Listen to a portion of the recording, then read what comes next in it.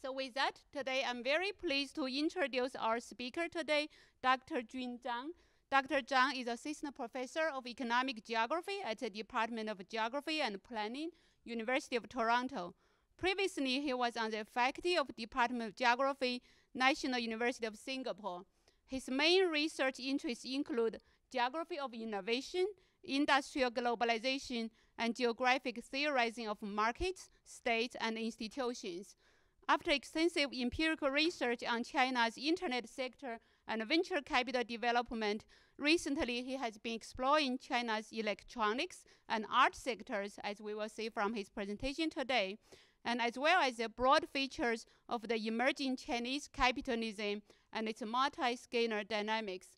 He received his degrees from Peking University, which is also where I studied and how I got to know Dr. Zhang. And also, he received his PhD from the University of Minnesota. Today, he will be speaking on Commodifying Art, Chinese Style, the making of China's visual art market. Please join me in welcoming Dr. Jun Zhang.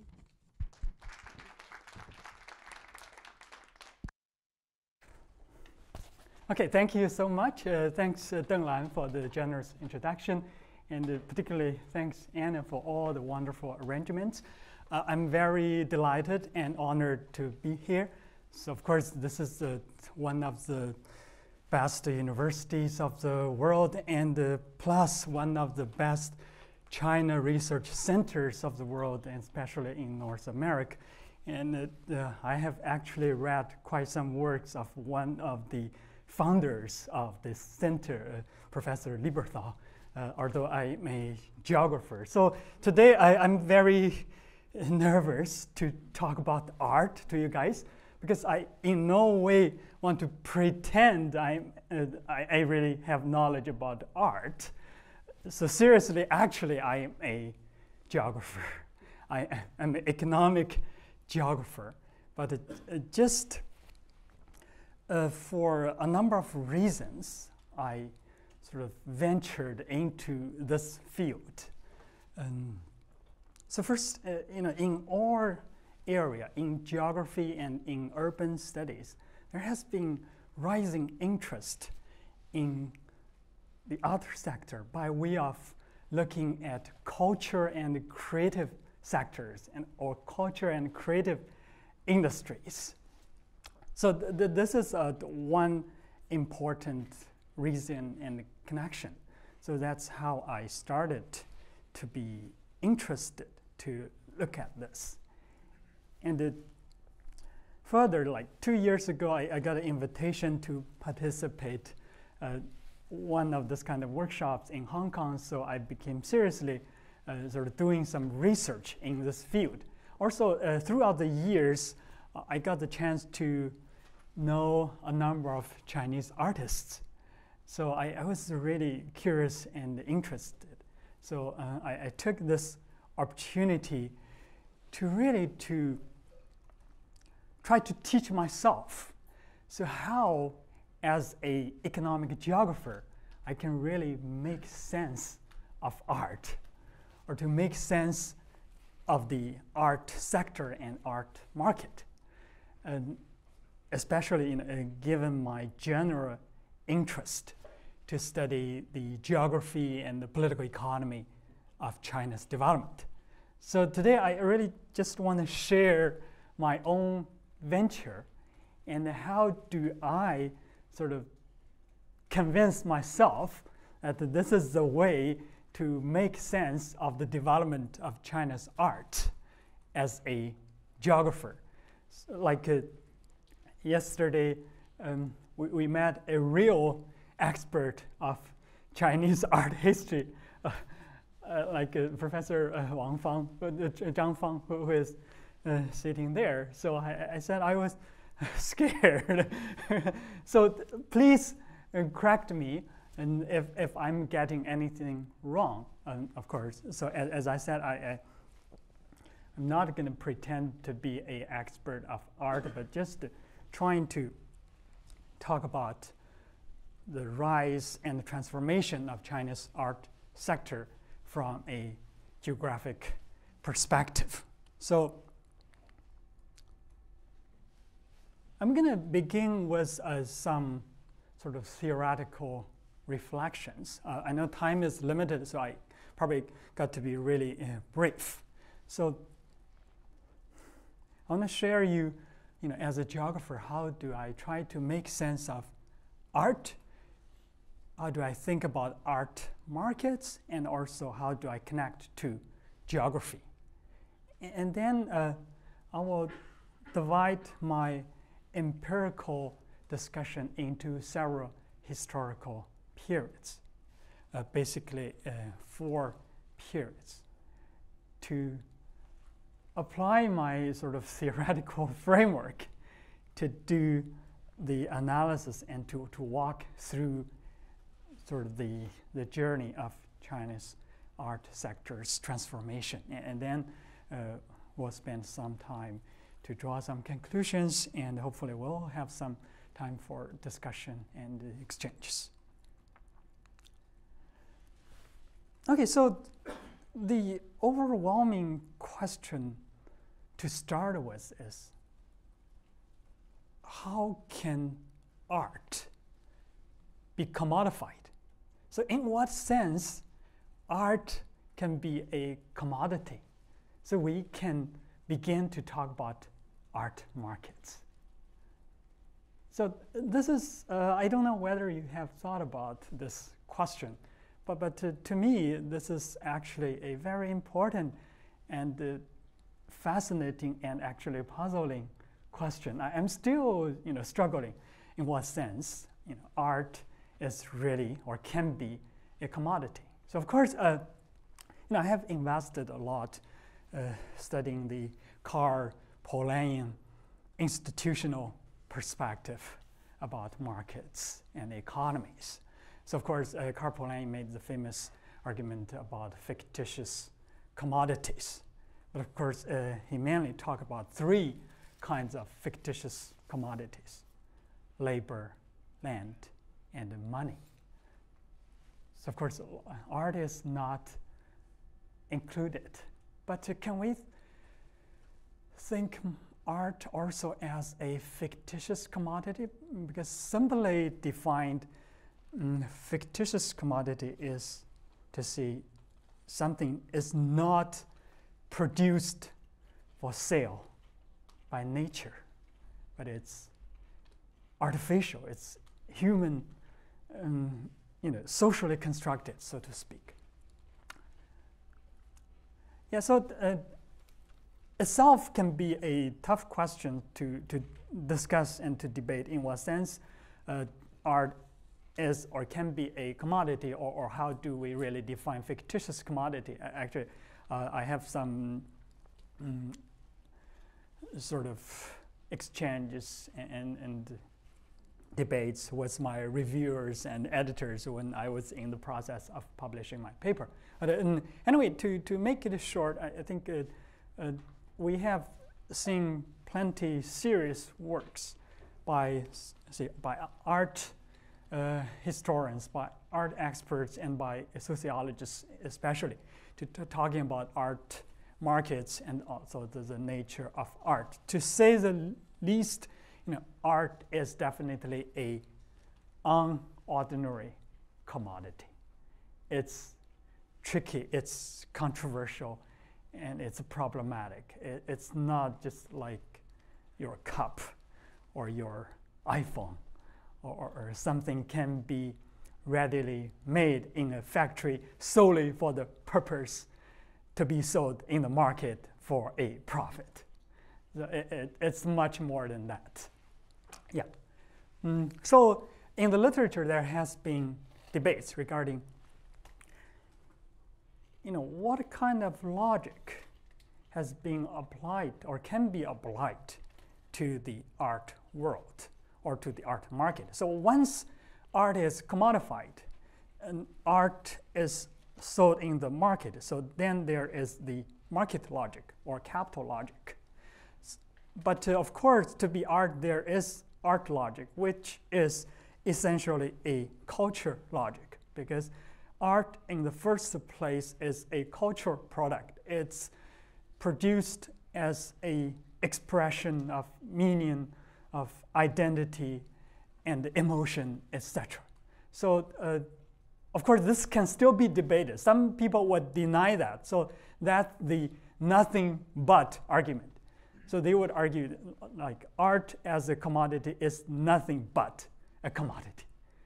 So then the culture dimension and its cultural value is rejected. I don't agree with that. So we can still talk about that. So, but on the other extreme, there is this hostile logic argument, hostile worlds argument to say, the art logic or the cultural logic and the capital logic is just diametrically against each other.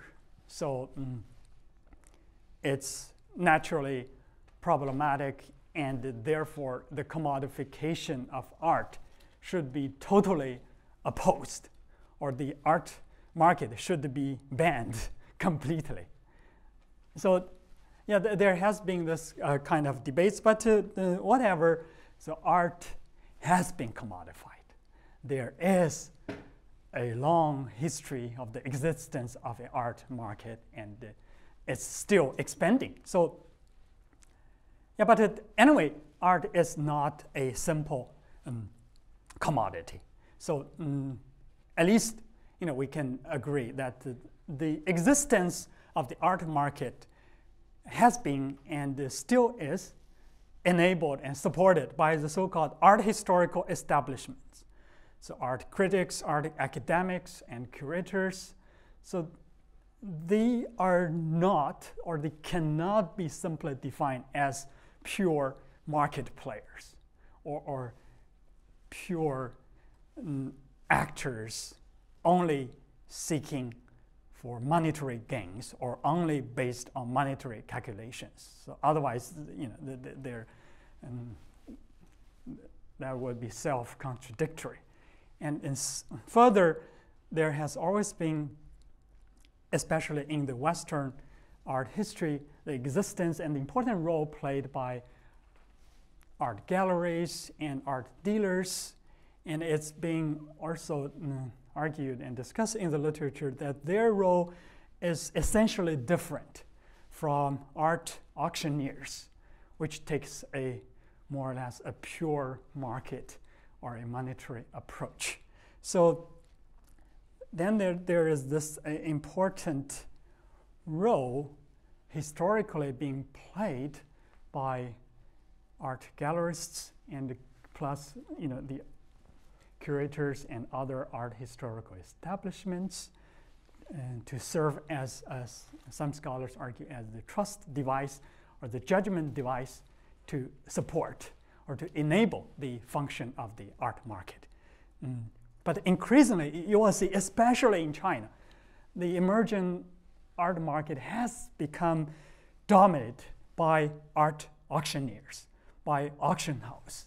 So this is an important phenomenon, and also I would say it's very problematic. Yeah, so beyond the sort of conflicting logic of capital and culture, there is, of course, the political logic, especially when you want to make sense of anything in China. So that's something not to be ignored. So, of course, there is the general argument by some sociologists, like Neil Flickstein, argued that markets are or should be understood as politics, because markets are essentially engineered by state and through state power, etc. And further, like art scholar like Howard Becker, in his famous work several decades ago, also argued that like a government is inescapably important part of the art market, even in the West. So even government inaction is an important action, because the government can always intervene into the market, even there is plenty of freedom there. And if further, historically, there has been the discussion and debate about the relationship between bureaucratic control and artistic creativity. Of course, it's about the general issue of press censorship, on artistic freedom, etc. So it's a big issue, especially in the Chinese setting. And finally, as a geographer, I try to make sense of geography, of its spatiality.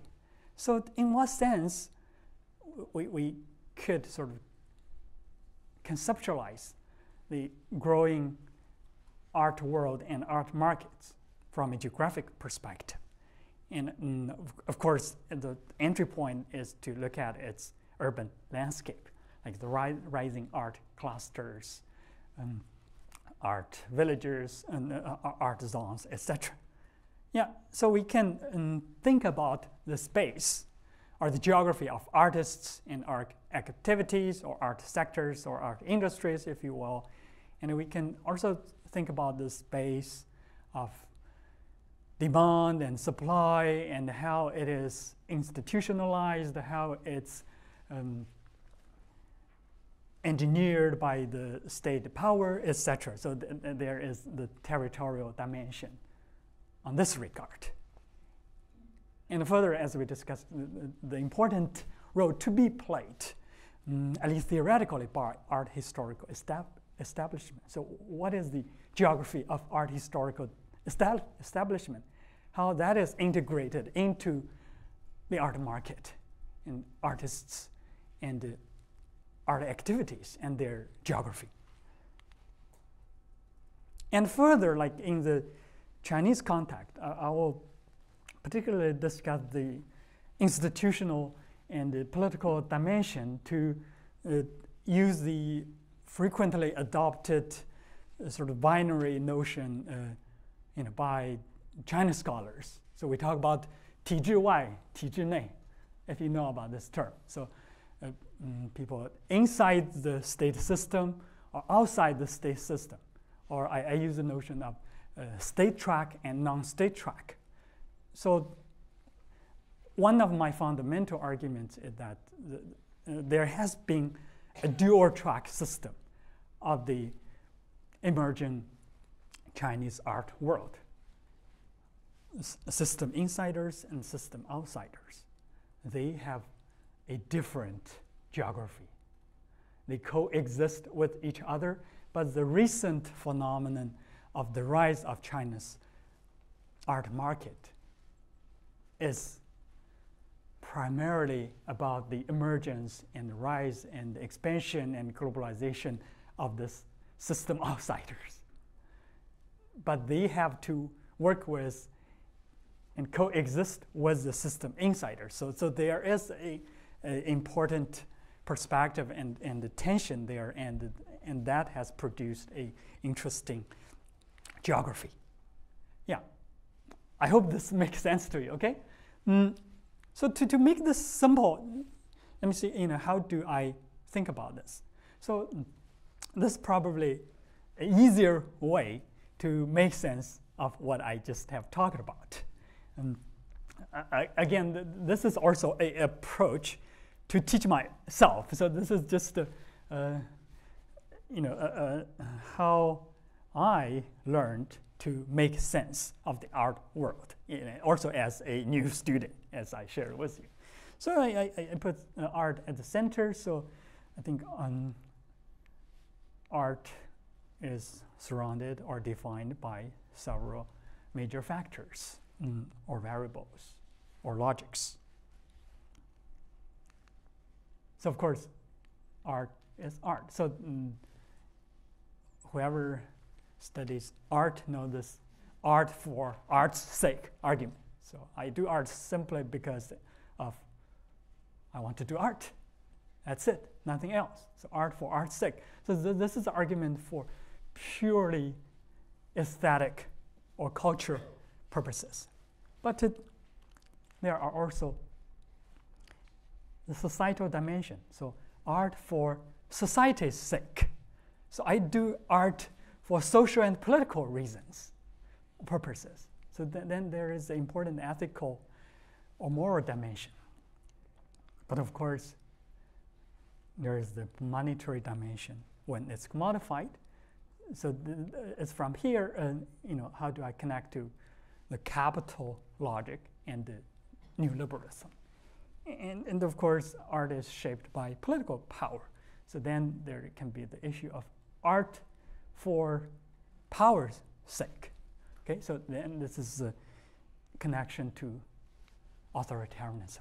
I think, to me, in order to understand the Chinese art world, we have to take all of them into consideration and to further to think about its space. So basically, there is culture logic, capital logic, and the political logic, and then there is the spatial dimension or the spatial intersection of all these logics.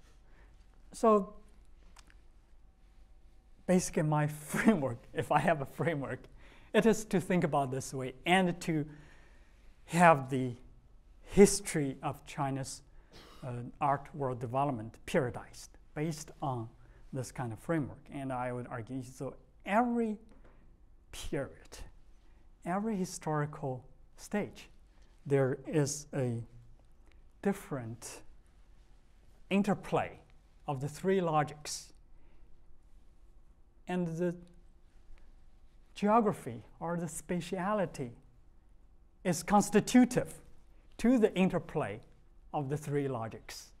So it has a different nexus of logics and a different spatiality at different historical stages. So all are necessary, and also it's necessary to understand this from a historical perspective. So that's my fundamental argument. And of course, we can discuss that, especially if you don't agree, okay? Yeah, so now let's come into the empirics. So basically, I divide this into 4 historical periods. So first, this is the Mao era, before Deng Xiaoping's reform, of course. So this is the establishment of the socialist art regime, if you will. So I think probably many of you are familiar with this system. So basically, this has been well studied. So there is a development of basically a 2-track system. So first is the system under China Artists Association. It sounds like a civic organization, but actually it's not. It's a party-controlled organization. And its ultimate authority belongs to the Chinese Communist Party. And all the way down to every artist, every artistic activity. And then a parallel system is the art academies under the State Council. So this is a government track. So the authority ends up in the State Council, and there are all sorts of schools, fine art academies, and related similar academies, or Academy of Painting, etc. But it's not evenly distributed. It's a system developed in the 1950s. So the major locations are these: Beijing, Hangzhou, Nanjing, Chongqing, Guangzhou, Xi'an, and Shenyang, all established a major fine art academy. And accordingly, they are still there, and they have produced many art students. So they are very important sources of artists and the practitioners. So they shape the history, the trajectory, and the geography of subsequent development, even until today. Okay, so this is the basic socialist system produced. And there has been lots of studies on this. I think this is a very vivid description of this statist art system. So everything is state. artists not only were educated and employed by the state, but also lived in state-owned housing and produced work in state-owned studios with allocated state-owned art supplies, which was then displayed as state-organized exhibitions that took place in state-operated venues. If they were lucky, their work might garner state-sponsored awards and be published in the state-controlled media. That is, it's all about state and nothing else. So you cannot survive as an artist outside of the state system.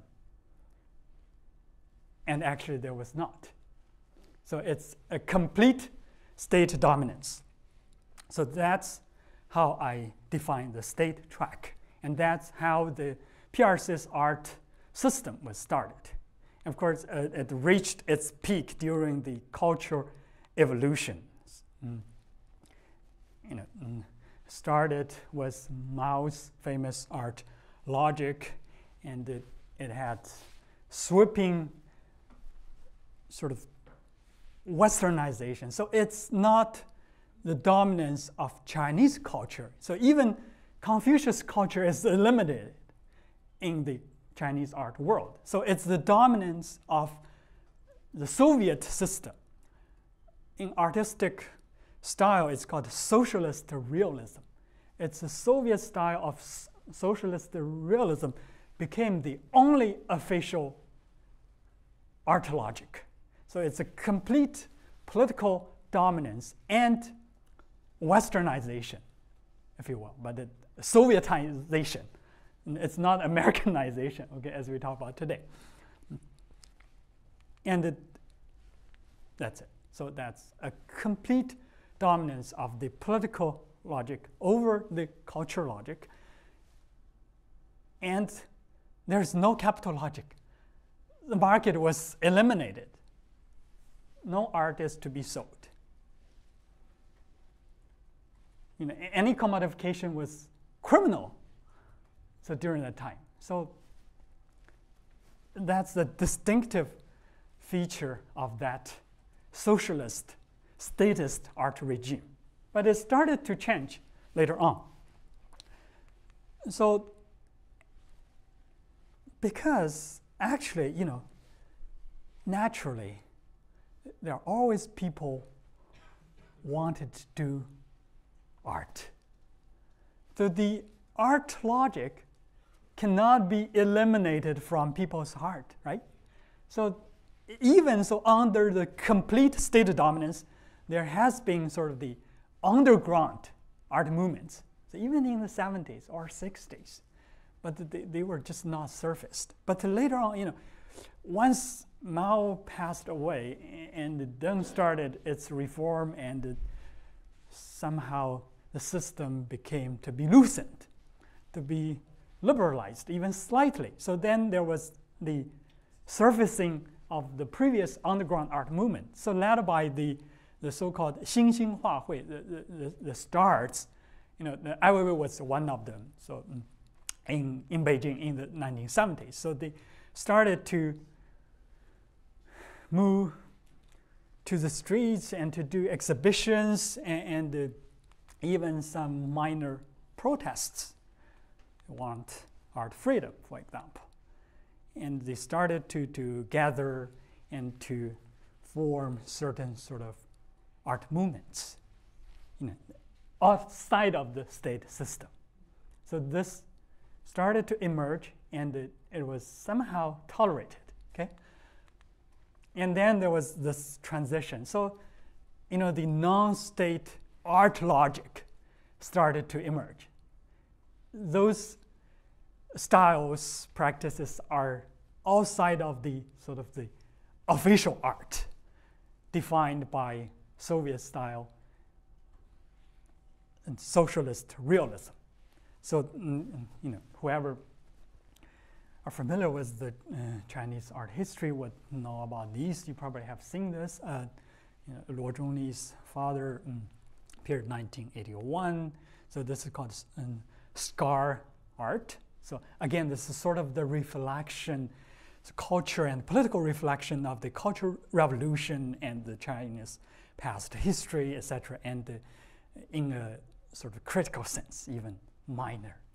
Okay, and then Chen Danqing's Tibet series, etc. So, I mean, art started to move to different, multiple directions beyond the sort of the state-dominated art logic, and there was the sort of the freedom, however limited, but they were allowed to practice this kind of thing. But there are more sort of iconoclastic or Western style art emerged. So like Wang Guangyi, later sort of the very leader of the so-called political pop, very much inspired by American artist Andy Warhol. So started to put Mao's portrait under a certain grade system. So he was, of course, questioned by the police and so on. This is, what do you mean by doing that? Is Mao present or whatever? So, started to have this, and this kind of style emerged in the 1980s. It became very controversial and debated. So whether this is to be tolerated under the Chinese system, and whether this against or socialist or whatever culture and orthodox, etc. Yeah. So, but you see the progressive movement and the surfacing of the sort of non-state track artists and artistic styles. So then in the 80s, there is this so-called 85 new wave avant-garde art movement. So it actually occurred in a number of major cities. Like this has been studied by a Chinese art historian Gao Minglu, and he summarized and even produced a map, something like that. So I mean, again, this was kind of uneven, but it became kind of significant, sort of described the particular art landscape in China during the time. Yeah, then and further on, there was this peak of this avant-garde art movement in the 80s. So during February 1989, there was this China Avant-Garde exhibition in Beijing's National Art Museum, because those kind of avant-garde artists produced quite a number of things provocative, sort of offending to the state, and pushed the limit too much. Like this artist took out probably a toy gun and shot her own work, and then immediately the exhibition was interrupted by the police. So it was a kind of interesting happening. It was closed twice, but ultimately sort of ended as a political controversy. And of course, you know what happened very quickly. In 2 months, there was this Tiananmen Square movement of '89, and the history and also the Chinese art movement was completely changed afterwards. So after June 4th, 1989, it was pretty bleak. And many avant-garde artists, like IOA, they moved overseas. They started to explore opportunities and artistic freedoms in the Western world. And there were a few major art journals who started in the 80s, became shut down by the government. And the mood of artists completely changed. So I would argue, so there was this, because of the political shift, there was this shifting art logic as well. So in the 80s, it's kind of a artistic opportunism, idealism, a sense of public engagement. So this is art for society's sake. So many artists, they were eager to use art to change the world, to be very critical to the authoritarian system. So they were very hopeful to see further reforms, and they were eager to play a role. But after 1989, they basically became pessimistic. And the kind of idealism shifted to cynicism. And in the first place, they wanted to survive. They wanted to continue on doing their art under that kind of situation. So then they became to explore markets. So because by that time, there was still no market.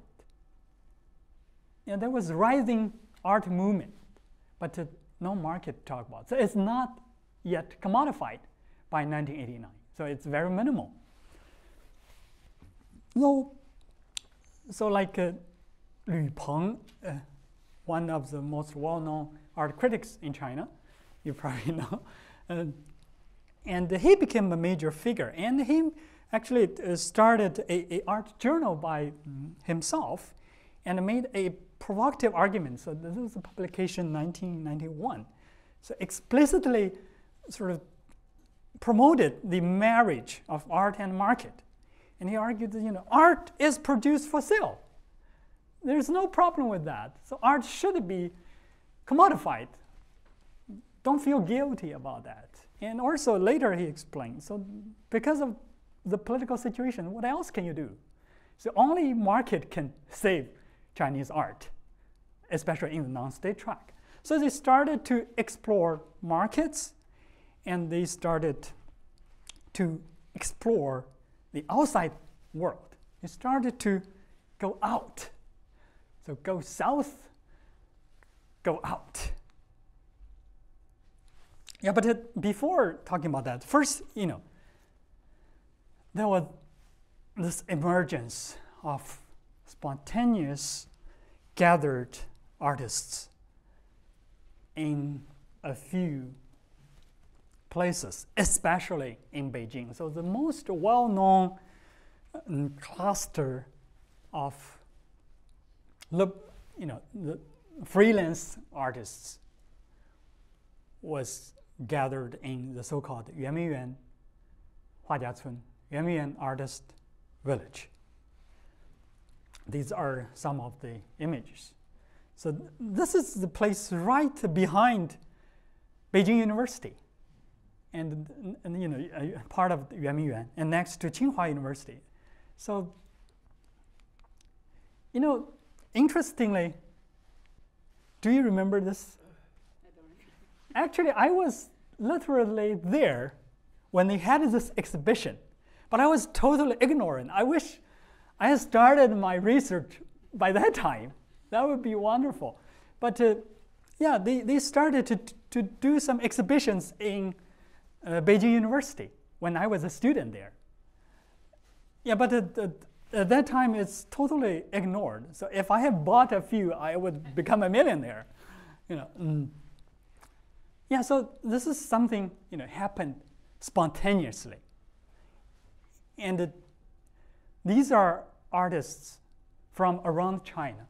They want to pursue their own art trajectories. They want to have some freedom, even though they were really poor, barely can find enough to eat.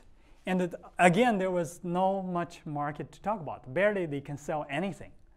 So they just try to find something to eat in the canteens in the surrounding universities. So that's a great convenience provided to them. And occasionally, even some leading star artists later on, they sold postcards in universities and so on, just to make a living. But art was not yet commodified, but they were able to find a space to survive and to do their art. So this is the location of Yuanyuan Art Village. And later on, more sort of villages or clusters emerge, like in the eastern part of Beijing. So this is the 798 area. And further, this is the most recent phenomenon rise of Songzhuang. Now, I don't know, how this may make sense to you. So, but after some study myself, I figured, really geography matters. So this location and this location, all in Beijing, they are only like 30 kilometers apart from each other. But the nature of these two locations is totally different. So that's why quickly Yuanyuan Art Village was shut down by the government. And then there was this subsequent rise of Songzhuang. So because of those artists first gathered at this place, and it evolved into a cluster of around 300 artists in the early 1990s. So it became sort of politically sensitive, especially in a very sensitive location. So their value was perceived as totally negative to the state. They are troublemakers. So they need to be shut down. And that actually happened. In 1995, finally, was completely shut down. But before that, actually in 1994, some of the artists, they started to search for some alternatives. And for some private connections, actually, they found this place, which is totally rural. And also because here, people were extremely poor. The land was barren. The villagers couldn't survive. So it's very spacious and it's very cheap. And the villagers and the village leaders were desperate to get some money from the renters. So the artists were willing to provide generous rent to them. So like of 5,000 yuan, they could buy a courtyard.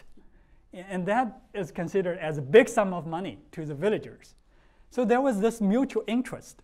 And so therefore the local leaders, like the village party chief, especially Cui Dawei, were willing to provide this political protection to the artists, even though they are still sort of searched by the Haidian police. So, but they were, shielded by the local leaders, the village leaders, because they felt like, what's wrong with them? And plus, they could give us money. They could help the life of the villagers. So that just happened, and actually, that changed the world. So again, so in the first place, there is this spatial change, a spontaneous emergence of some art clusters, starting from Yuanyuan and expanding to elsewhere, but very limited sort of emergence. But how could they survive? Again, they were also looking for opportunities. So as I mentioned, so first is to go south, then also promoted and curated by Lu Peng. They started this Guangzhou Biennale in 1992. So brought up actually primarily those Yuanyuan artists and plus other sort of freelance artists. And all of their works were marked for sale. It's priced. So it's really unprecedented. And so at that time, that was already the starting point of the so-called cynical realism and the political pop, the two major artistic styles of Chinese contemporary art being promoted. So further, right after that, 1993, there was this Chinese New Art Post1989. It's a major exhibition started in Hong Kong. And again, I am going to mention this guy frequently. And you probably know his name, right? Li Xianting, who is considered as the godfather of China's contemporary art. I think he really is. So in the 80s, he was the editor of the Journal of China Fine Arts.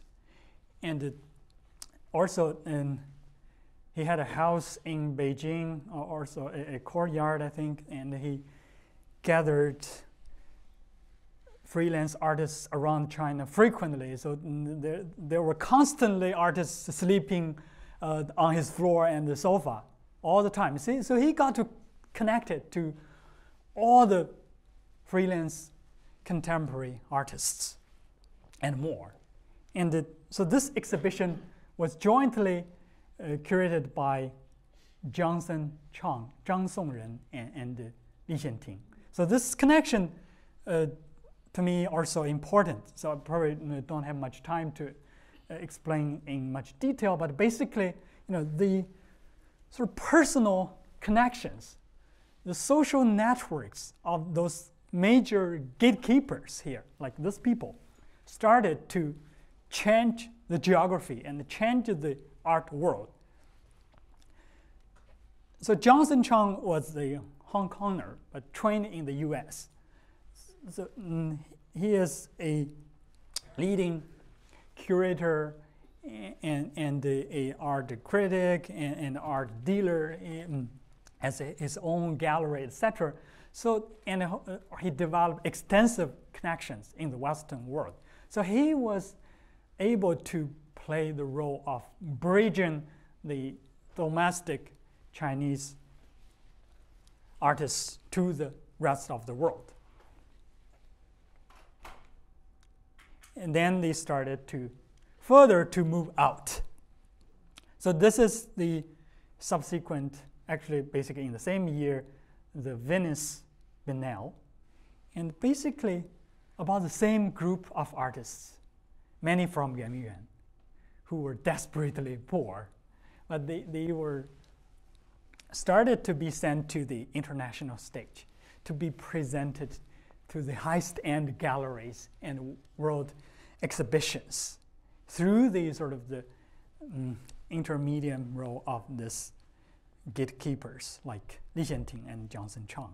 And this guy was the curator of the Venice Biennale, and so he actually collaborated and discussed and debated the list of artists to be exhibited in the Venice Biennale with Li Xianting. So they got to know each other very well and connected, and they started to change the art world. So this is a picture I found in a meeting of Lü Peng and Songzhuang and Li Xianting at Li Xianting's house in Beijing. So this kind of meeting, as I mentioned, was kind of frequent, and it became to change the Chinese art world just because of their interactions.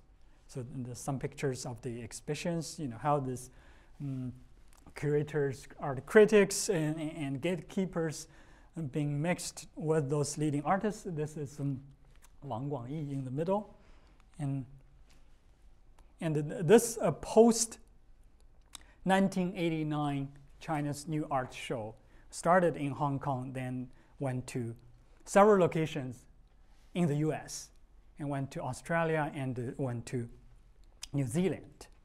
And the name is interesting and kind of provocative, so I used the notion of post-1989. So they became symbolically recognized as sort of artistic heroes.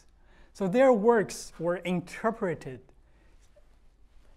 to a great extent politically as sort of resistant sort of artistic practice. And that, as some art scholars argued, so to a good extent, that's actually some misunderstanding. So those artists of cynical realism and political pop, they were not that politically active or resistant. They were more cynical than critical. Cynicism is, of course, a certain criticism, but not that much. But they were recognized, because they were perceived as being sort of politically persecuted. So that is considered as some value added to the market value of their work. And because the style of their work as a combination of the Western element and the Chinese element. So there's both something old and new, something recognizable by the Western art critics and something novel to them. So this is just perfect. So just made them valuable in the eyes of Western sort of gatekeepers and sort of the Western art historical establishment. So the Chinese artists started to be sent out to the world, and they were frequently showed in the major exhibitions, and the price of their work started to soar. So in the beginning, it's valueless. So they just stored those works in the dorms, and barely they could sell anything. But then their work started to appear in the auction rooms for a few $1,000, $10,000, and then to $1 million, $10 million. So the price soared really quickly. And then these are the representatives, so-called Chinese Avantgarde F4. So basically, again, representatives of the cynical realism and the political pop. So how much time I have? Like 10 minutes?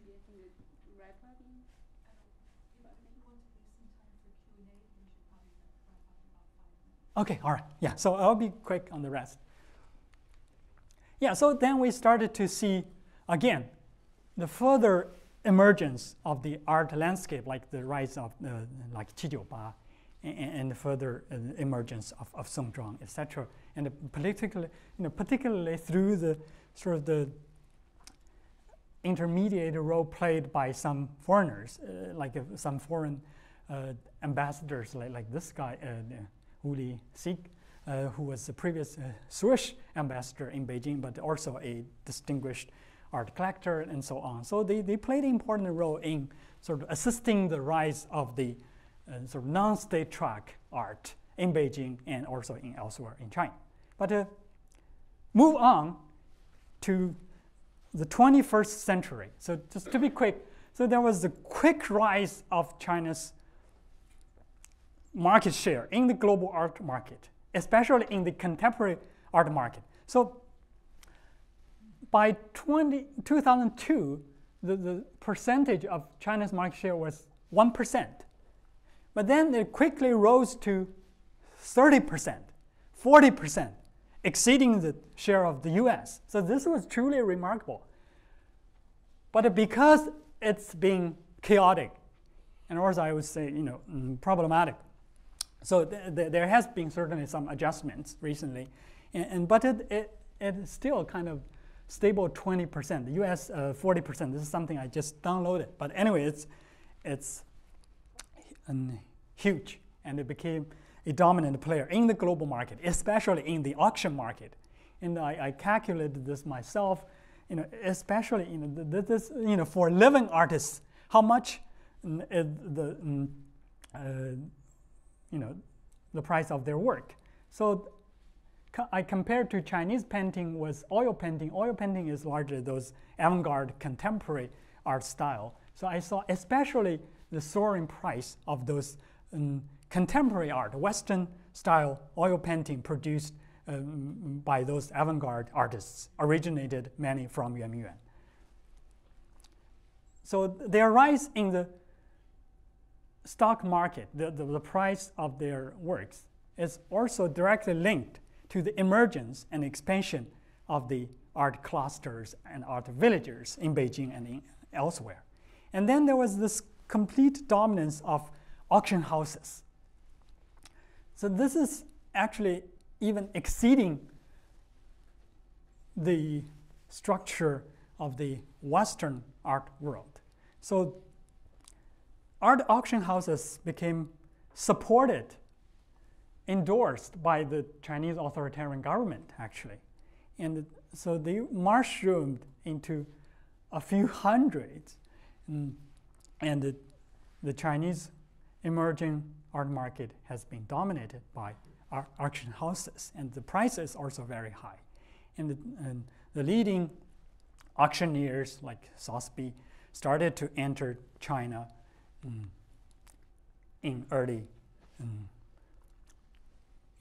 2010s. And there is this widespread invasion of auction in the primary art market in China. So this was even shocking to the Western observers, because this kind of phenomenon is rare. It's because Western sort of primary art market is primarily being taken care of by art galleries, by art dealers, but in China it's frequently directly, artworks moving from studios to the auction houses. So this is more liberal, more new liberal than the new liberalized West. And at the same time, the auction market in China is dominated by those mysterious players. We call it the Hong Dai, the second red generation, like the poly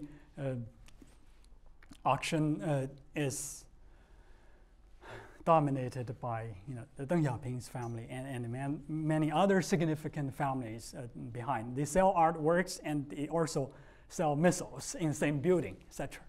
Yeah, so the system became quite chaotic but massively expanding. And then it's sort of the dominance of the rich people. So then some people argue that the art market is increasingly about both Piketty as Picasso. Piketty means inequality. So that means increasing and almost a complete dominance by big money, by capital. So it's dominated by power and also dominated by capital.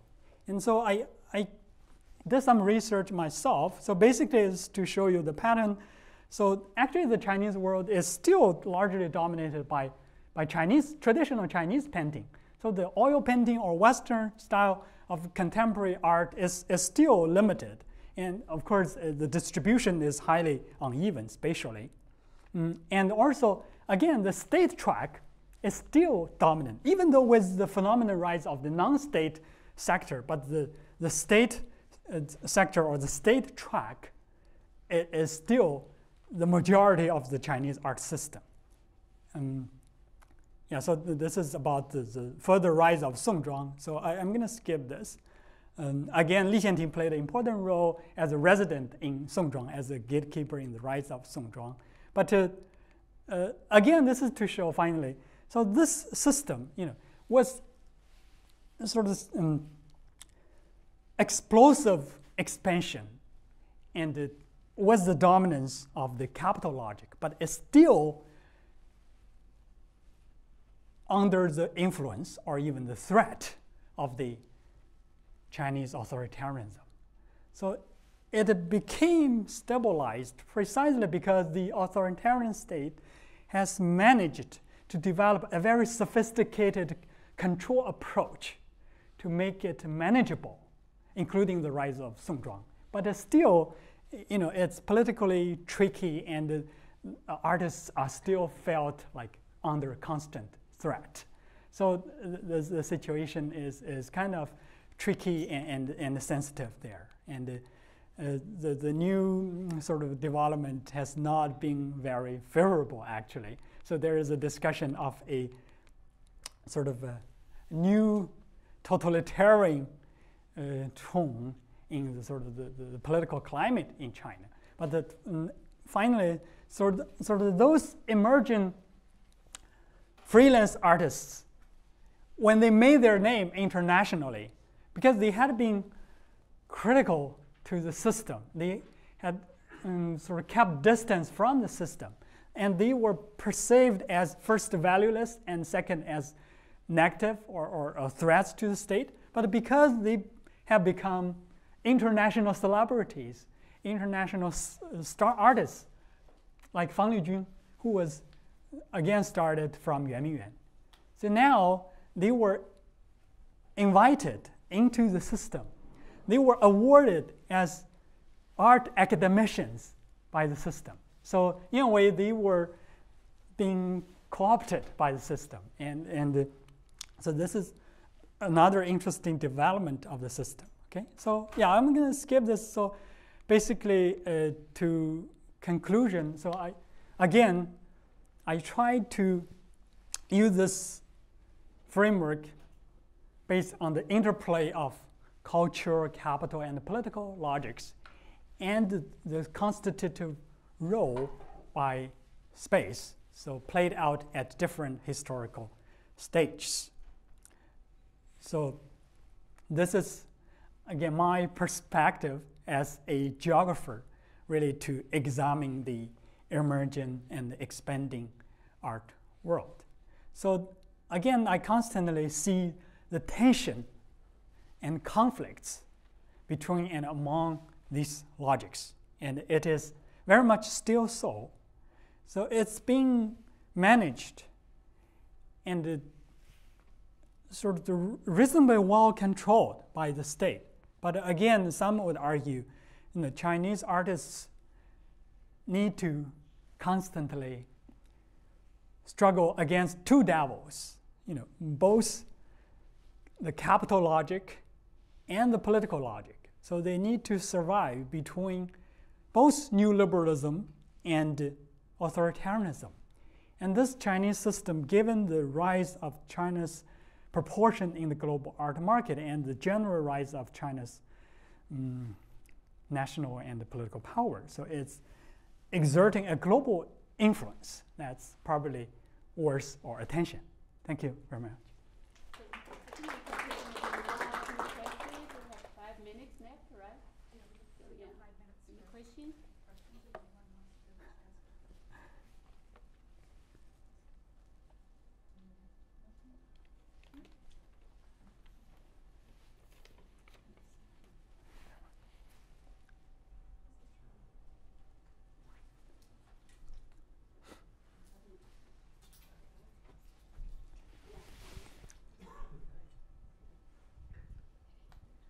I believe the Victoria and Albert Museum in London is opening in China, and I was wondering, would that have an effect on the art market and the auction houses?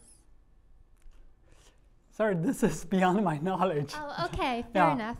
I think lots of this kind of happening, like both Sotheby's and Christie's, they started in first in Beijing and then in Shanghai, and probably with more presence.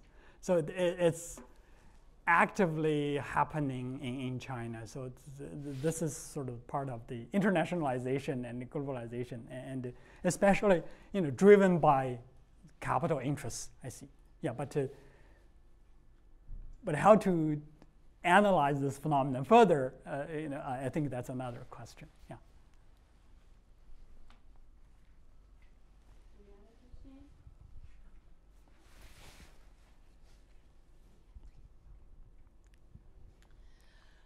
When the galleries discover a new artist, the value of the artwork rises kind of slowly. And you're describing a situation where the art goes directly to the auction galleries. And I was wondering, what is the difference in the amount that actually goes to the artist in those two situations?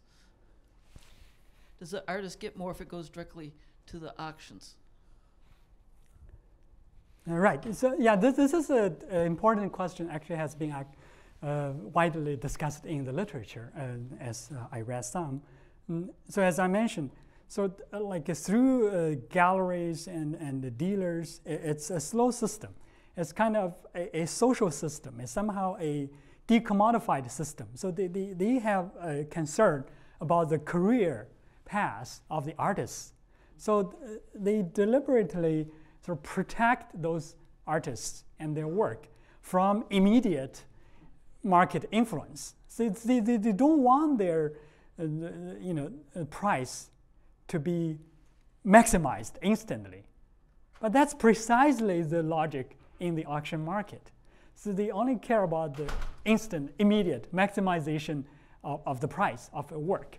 So yeah, that probably have the effect to make them famous, to make them sell very well quickly. But at least people would argue that's going to be devastating to their whole career, especially for young artists.